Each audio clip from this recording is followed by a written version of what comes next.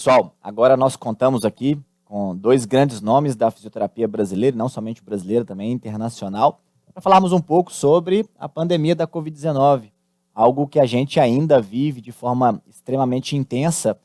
E citar que, historicamente, em 2019, né, mais precisamente em dezembro de 2019, nós nos deparamos com uma nova doença infecto-contagiosa de etiologia viral e que assola um país, inicialmente na China, e há uma preocupação geral dessa doença se alastrar, né, desse vírus se alastrar para outros países, e naquela ocasião acho que ninguém imaginava que chegaríamos no ponto onde a gente de fato chegou. E com a atenção da Sobrafir para esse momento, ou para as possibilidades, a Sobrafir se adianta, né, doutor Flávio? O que conta um pouco mais disso? Isso. Primeiro falar do prazer que é poder estar aqui ladeado por você, presidente, pelo amigo Daniel, pelo doutor Lucas, é que é um prazer para a gente poder conversar. De fato, Daniel, a pandemia, né, da Covid-19 foi um desafio, né, imenso para a Sobrafir. Por quê? Porque, como você falou, tratava-se de um mundo totalmente desconhecido, a gente não sabia à época qual seria o verdadeiro impacto da pandemia, e nem tínhamos a dimensão lá no final de 2019 do quão a fisioterapia seria protagonista, né, na atenção à saúde voltada à sociedade que vivia essa calamidade. E aí, o mais importante que eu acho de tudo isso é frisar o quanto a Sobrafir foi capaz de se antecipar a esse processo. Por quê? O primeiro caso confirmado de Covid-19 no Brasil se dá no dia 26 de fevereiro de 2020. Entretanto, ainda no final do ano de 2019, a nossa diretoria, a organização da Sobrafir, de uma forma geral, ela é procurada por alguns colegas. Aí eu gostaria de destacar um nome que, para mim, me vem à cabeça como muito importante nesse processo, que é o do professor Darlan Mate, que nos procura, dizendo assim, olha, a gente precisa sair na frente. Isso vai chegar aqui, vai chegar forte, e a gente precisa estar antecipado, porque a nossa categoria vai ser recrutada, vai ser exigida e precisa estar habilitada. E aí ele começa, junto com um grupo, do qual também tive a honra de fazer parte, a elaborar o primeiro documento norteador da Sobrafir, que foi publicado inicialmente na íntegra, depois em forma de card, falando sobre o vírus, a revisão do que sabia até então sobre o vírus, a sua transmissibilidade, as consequências possíveis e onde a fisioterapia poderia exercer o seu papel, seja na promoção, na prevenção, no atendimento à forma grave e também na reabilitação.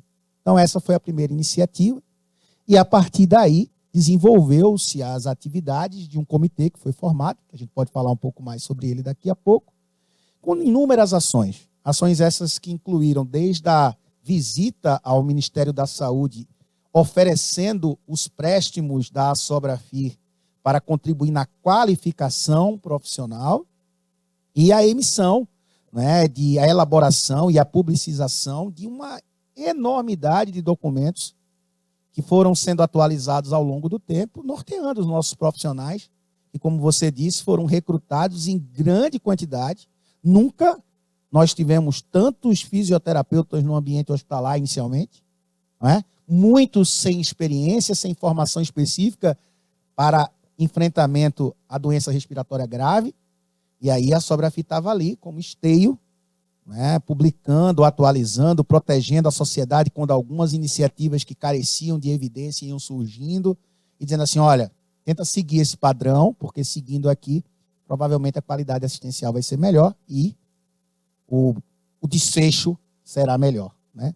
Mesmo, e aí assim, mesmo a gente, né, estando enlutados até hoje pelo que ocorreu no nosso país e no mundo de uma forma geral, pelo número de vidas que foram ceifadas, o número de famílias que se desestruturaram em virtude da pandemia, mas a gente tem um alento aí, é dizer o seguinte, poderia ter sido muito pior se a Sobrafir não estivesse presente, atuante e auxiliando as especialidades e os profissionais que militam nessas especialidades. Então, eu acho que talvez esse tenha sido o maior desafio da nossa gestão, mas que no fundo, quando tudo acaba e a gente continua trabalhando, mas assim, quando tudo acaba, a gente olha para trás e assim, poxa, foi um legado social que ficou e, como eu disse, a gente tenta tirar o que há de bom, né, mesmo em momentos como esse. Perfeito. Eu acho que cumpre ressaltar assim, o que é muito importante dentro do papel da Sobrafir, né, dessa contribuição técnico-científica, mas também na estratificação daquilo que tem o nível de evidência adequado, daquilo tudo que pode ser passado ao profissional, aquele profissional que está na ponta, que está atendendo os pacientes, para que ele cumpra o seu papel, né, e exerça a promoção da saúde da melhor forma possível. Então, a criação desse comitê é uma coisa que vocês já falaram também um pouco, foi sobre a questão de nem sempre, e uma boa parte das vezes, as ações da Sobrafir não são exclusivas das diretorias, né? Pessoas de várias cidades, estados e países, inclusive, são recrutadas para auxiliar nisso tudo. Então, a construção do Comitê Covid-19, eu tive a honra de participar também desse comitê, eu tenho a honra de participar, nós ainda temos esse comitê, foi, de fato, uma iniciativa muito assertiva da associação, porque selecionou profissionais de extremo gabarito para que pudesse consolidar todas essas informações. A gente sabe que nós tivemos um número elevadíssimo de publicações científicas, de informações, então, consolidar essas informações, estratificar aquilo e transformar aquilo em documento para que o profissional, não somente o fisioterapeuta, e isso também é muito importante lembrar, a Sobrafir fez parte dessas construções e auxiliou também outros profissionais da área de saúde, né, nos seus fazeres aí ao longo dos tratamentos dos pacientes, mas essa construção foi muito importante. E como é que foi selecionar essas pessoas e como é que foi a receptividade dessas pessoas? Então, presidente, talvez essa tenha sido a tarefa mais fácil, porque assim, o Comitê Covid-19 ele foi finalizado, né? Ele foi um processo contínuo de construção, as pessoas iam entrando à medida que as coisas iam acontecendo, e no final nós tínhamos um grupo de 30 experts do Brasil inteiro. E aí a gente, quando fala expert, é importante que quem nos assiste entenda que a Sobrafir não é feita apenas pelo cientista, que é o pesquisador que está lá nas suas bancadas, ou então na sua pesquisa clínica, ou dentro das universidades. Não. A Sobrafir e o conteúdo que ela dissemina, ele tem a participação muito ativa do profissional, o expert que está na ponta. Então, esse comitê reuniu pesquisadores, professores universitários, todos com uma experiência ampla em diversas temáticas, e profissionais da linha de frente. Então, foram 30 pessoas que se reuniram. E por que eu digo que foi talvez a tarefa mais fácil? Porque quando a Sobrafir sinalizava para alguém que estava, olha, a gente pensou em você para compor esse grupo, as pessoas não titubeavam em participar. E aí eu acho que por dois motivos. O primeiro é o entendimento do papel social de cada um. Então, eu gostaria de exaltar isso, porque é um trabalho árduo. Eu lembro de estar de madrugada junto com a equipe, eu acho que o Lucas deve lembrar disso, na construção do documento de reabilitação pós-Covid, né? Perfeito. Madrugadas fazendo reunião, discutindo pelo WhatsApp, revisando o conteúdo, porque durante o dia estávamos todos lá na batalha e tínhamos que dar conta de produzir o conteúdo, né? Então, o doutor Daniel lá trabalhando documento de ventilação não invasiva, documento mais voltado para o ambiente crítico. Então, é um trabalho abnegado, é um trabalho sem hora, é um trabalho sem remuneração e um trabalho sem holofote, porque talvez se a gente não estivesse falando aqui do comitê, muita gente nem saberia que ele existiu. Porque as pessoas não usam isso como estratégia para se autoproclamarem, né? Acho que isso é fundamental. Então, foi fácil. Porque quando a gente contactava, você dizia, eu faço questão de trabalhar. Inclusive, se tiver outras coisas para eu fazer, me faz, porque eu preciso da minha contribuição nesse momento à sociedade. Perfeito. Eu reforço a importância desse comitê, porque foi um momento em que houve uma enxurrada de publicações científicas e nem todas com todo o rigor metodológico que se é exigido para uma publicação de qualidade. E esse comitê ele teve que ser muito criterioso na hora de lidar com uma doença supernova, uma doença que era totalmente desconhecida, a repercussão aguda, crônica, enfim. Foi a hora de juntar a experiência do pesquisador com quem estava na ponta, com o que já era utilizado, e desse comitê surgiram documentos que nortearam desde a assistência do paciente na admissão, no pronto atendimento, no ambiente de terapia intensiva, no pós-alta desse paciente. Então, documentos que foram citados por organizações internacionais. Isso. Importante relembrar isso.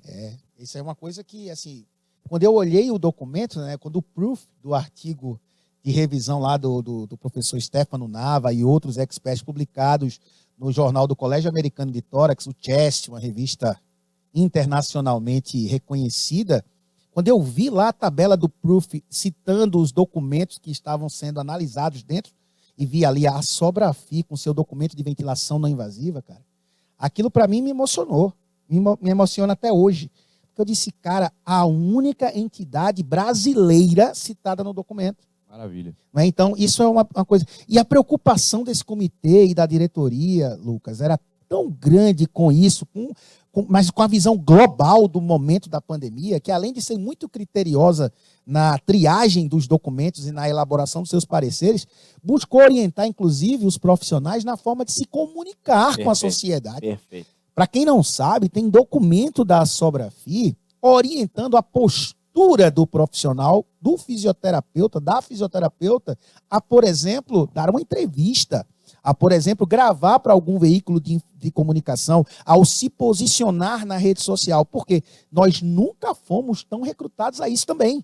A fisioterapia talvez nunca tenha tido tanta exposição na mídia como teve durante a pandemia. As nossas especialidades, sem dúvida nenhuma, nunca tiveram essa exposição. E, de uma forma geral, me arrisco a dizer, talvez tenha sido a maior exposição pública da fisioterapia. Isso é um legado. Só que a gente tinha também muita coisa errada acontecendo na forma de se comunicar. Não dá para aproveitar esse momento e utilizar de forma errada. Pelo contrário, você tem que mostrar ali, mais uma vez, eu gosto muito de usar essa expressão, demonstrar ali o protagonismo. E o protagonismo se constrói com postura e se constrói com evidência científica. Perfeito. Então, a Sobrafi teve essa preocupação e se preocupou com a atenção básica. Enquanto outras entidades, né, e inclusive governamentais, não tiveram o cuidado, nós tivemos o cuidado de mostrar ali, olha, a gente precisa orientar em relação à promoção de saúde. Né? Nós nos preocupamos com outras, que na época nós chamávamos de quarta onda, não a quarta onda de número de casos, mas a quarta onda dos momentos da pandemia, que é o seguinte, é a descontinuação do cuidado à saúde de outros problemas crônicos. Então, nós nos preocupamos com os distúrbios do sono, nós nos preocupamos com a abordagem domiciliar de pacientes que estão internados e o cuidado que se deve ter quando o profissional sai do seu ambiente hospitalar e vai até a casa. Então, tudo isso foi preocupação. Então, realmente foi um trabalho muito duro, mas um trabalho que eu me arrisco a dizer que trouxe uma segurança maior, especialmente para o profissional atuar. Perfeito. Olha, as pessoas reconhecem isso e reconhecem por mérito, né? Então, nós, de fato, precisamos exaltar a forma com que esses profissionais conseguiram trabalhar nesses documentos, porque aquilo que você falou é uma verdade absoluta. Todos nós estávamos, de alguma forma, na linha de frente. Todos nós trabalhando intensamente, todos os dias. Chegávamos em casa, às vezes, para descansar algumas horas, ainda cansados, mas entendendo o bem maior que é a nossa profissão e a adequada assistência de saúde à população, nós transformamos essas nossas horas disponíveis para trabalhar um pouco mais, para auxiliar nessa construção. E não foram apenas os 30 documentos, né, presidente? Porque foram 30 documentos que foram disponibilizados inicialmente no nosso website, que depois foram editados e publicados na íntegra no nosso periódico, que é a Sobrafi Ciência, mas cada um desses 30 documentos era enviado automaticamente, nossa secretaria já sabia o fluxo. O documento foi validado ao mesmo tempo que o link é liberado nas redes sociais e é colocado no site. Esse documento é enviado na íntegra para todo o sistema COFITO-CREFITO, é enviado para todas as entidades relacionadas à saúde. Para quê? Para que houvesse capilaridade e que se trabalhasse um idioma comum. Porque não adiantava também que a gente tivesse, e aconteceu, e ainda acontece, muita informação distorcida, então que a gente pudesse estar tendo uma uniformidade. E a Sobrafi não teve que elaborar só 30 documentos, porque contribuiu com a série de CREFITOS, contribuiu com a série de outras entidades parceiras na elaboração de pareceres específicos para demandas que surgiram, teve que se posicionar perante a sociedade para esclarecer quando algo que era veiculado não era o entendimento da associação. Então, se a gente for pensar aqui, praticamente todo dia da semana, o comitê estava analisando alguma coisa e elaborando alguma coisa, né? E eu acho que uma coisa muito interessante, que eu acho que o Lucas citou, é que a gente aprende até hoje sobre a Covid-19. Então não dá para acreditar que aquele primeiro documento que foi publicado em janeiro, ele seja totalmente verdade hoje. Então muita coisa mudou. E a gente tem que ter a humildade de reconhecer isso. E aí as atualizações dos documentos são frequentes. São 30 documentos originais, mas eles foram sofrendo atualizações. E aí eu parabenizo a gestão que nos sucedeu, na figura do doutor Daniel, por ter mantido a atividade.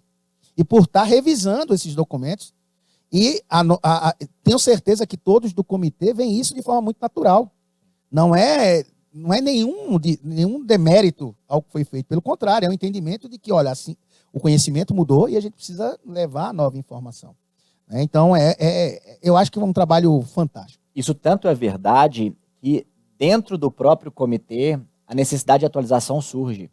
Os próprios colegas que escreveram os documentos naquela ocasião, entendendo que já há possibilidade de atualização, dizem o seguinte: vamos atualizar esse documento, a gente tem informações novas, a gente tem que mudar alguma coisa que foi escrito. Então, ou seja, o comitê, de forma humilde, como você falou, né, entende que a ciência ela avança com o passar do tempo, o conhecimento acerca daquela situação ele avança e informações mais valiosas, mais precisas e mais atualizadas são dadas aos nossos colegas e a quem quiser, né, acessar no site da Sobrafir, por exemplo. Isso é atualizado constantemente. E aí não dá para pensar apenas no documento, né? Uhum. Porque uma coisa que eu acho que foi fundamental durante a gestão e durante o ano de 2020 foi, por exemplo, a liberação de todos os cursos online da Sobrafir, da nossa plataforma de ensino à distância. Todos foram liberados por um grande período do ano de forma gratuita, não apenas para o associado, para todo e qualquer cidadão que quisesse qualificar. Então, para que vocês tenham uma ideia, né, nós tínhamos lá um curso de ventilação não invasiva, não era no âmbito da Covid-19, tínhamos lá um curso de ventilação mecânica que não era específico para a Covid-19, que são comercializados ou disponibilizados em algum momento gratuitamente para o associado, e nós nos reunimos, isso inclusive foi uma iniciativa da nossa diretora financeira geral, à época, a doutora Josimar, disse: olha, a gente aqui tem um papel social. Então, vamos abrir mão da inscrição paga e liberar esse conteúdo para quem quiser assistir. E eu não tenho esse número exato, mas milhares de profissionais, creio eu que aí cerca de 70 mil, estou sendo corrigido aqui, Exato. 70 mil profissionais, olha só, participaram desse curso, Lucas. Eu puxo o gancho de toda essa oferta, de toda essa entrega, porque foi uma necessidade. Então, diante de todo o mal que nós vivemos com essa doença, nós precisamos tirar o que isso trouxe de bom para a nossa profissão e para as nossas áreas de especialidade. Então, houve um aumento exponencial da oferta de vagas para fisioterapeutas que atuam em terapia intensiva, que às vezes tinham acabado de sair de uma graduação, não tinham todo o conhecimento, não tinham toda a vivência, não tinham toda a experiência, se viram na necessidade de estarem atuando dentro de uma unidade de terapia intensiva. Onde se apoiar num momento desse? A Sobrafir teve esse papel importante nessa entrega de um curso que pôde nortear toda a atuação diante daquele quadro crítico, diante de todo aquele desafio que um profissional recém-formado, ou até mesmo um profissional que já atuava há mais tempo, mas estava desqualificado para lidar com aquele paciente. Então teve esse apoio da Sobrafir com esse conteúdo que foi entregue aí de forma gratuita. Teve a iniciativa do simpósio online, né? Então, ainda no segundo semestre de 2020, quem parar e lembrar um pouco do que era o segundo semestre de 2020 para nós, hein? O número de casos lá em cima, taxa de mortes lá em cima, e a Sobrafir trabalhando para organizar um evento online, um simpósio, que também aberto aos profissionais, vários dias de evento, com temáticas que não iam apenas ao encontro da necessidade do fisioterapeuta que atua no hospital. Perfeito. E aí eu acho que é um gancho importante que a gente tem que fazer. Porque muitos, é claro que a partir da RDC 7, houve um crescimento exponencial da especialidade de fisioterapia em terapia intensiva no Brasil. Isso é um marco, né? Mas a nossa essência ela vem lá da fisioterapia respiratória. Exatamente. E após a RDC7, a gente observa o quanto a fisioterapia cardiovascular precisava ser reconhecida, e isso acontece. E quando a gente fala dessas especialidades, a gente fala do cuidado pré e pós-hospitalar. Muito bom. E aí a Covid-19 mostrou o quanto nós somos imprescindíveis no cuidado pós-internamento. Eu falo que a gente estava na linha de frente e na retaguarda, porque nem todo paciente fez um quadro crítico. Eu tive paciente que fez quadro mais brando, mais leve da doença, mas que evoluíram com sequelas pós-Covid, que eram limitações respiratórias. E daí, eu digo que é o legado que a pandemia deixou, que é a importância do fisioterapeuta respiratório, a importância do fisioterapeuta cardiovascular na atenção do paciente que fez um quadro crítico, mas aquele que também não teve necessidade de ser internado. Então, hoje, o fisioterapeuta respiratório ele é reconhecido por ter esse remédio precioso na sua mão, que contribui muito com a qualidade de vida, com a funcionalidade desse paciente pós-Covid-19. Então, um mercado de trabalho em expansão, vimos aí vários serviços sendo abertos em todo o país. No âmbito público e privado. No âmbito público e privado, e com certeza a Sobrafia ainda continua fazendo a diferença nesse processo. Esses documentos que estão sendo atualizados dia a dia, eles servem de norte para que essa atenção a esse paciente ela seja feita com excelência. E aí, lá nesse simpósio, nós tínhamos dias voltados para a assistência hospitalar e dias voltados com conteúdo específico para o cuidado pós-doença, né? A Sobrafi trabalhou também, presidente, junto a órgãos estaduais e municipais de saúde para montagem, para consultoria e estabelecimento de serviços de reabilitação voltado para essa população. Esse trabalho continua até hoje, né? A Sobrafi tem sendo recrutada. Diversas unidades regionais da Sobrafi foram chamadas pelos seus conselhos regionais para compor times de capacitação profissional. Então, a gente precisa exaltar o papel da unidade regional. Quantos dos nossos diretores regionais não viajaram às suas regiões, os seus estados, as suas circunscrições, as circunscrições dos seus conselhos, para chegar lá na ponta e dar o treinamento para o profissional naquele hospital de campanha recém-inaugurado. Então, tudo isso é contribuição da sociedade, tudo isso é contribuição da associação, né? Puxando o gancho aí na tua fala, Flávio, eu chamo a atenção para esse momento que a gente vive na atual gestão, a proximidade com o Ministério da Saúde, que tem sido procurado para que documentos, cursos, capacitações sejam fornecidas para capacitar profissionais que estão aí na área da atenção básica, na área de atenção primária, por necessidade, por demanda. Então, essas parcerias, elas continuam existindo aí, cada vez mais fortes com a Sobrafi.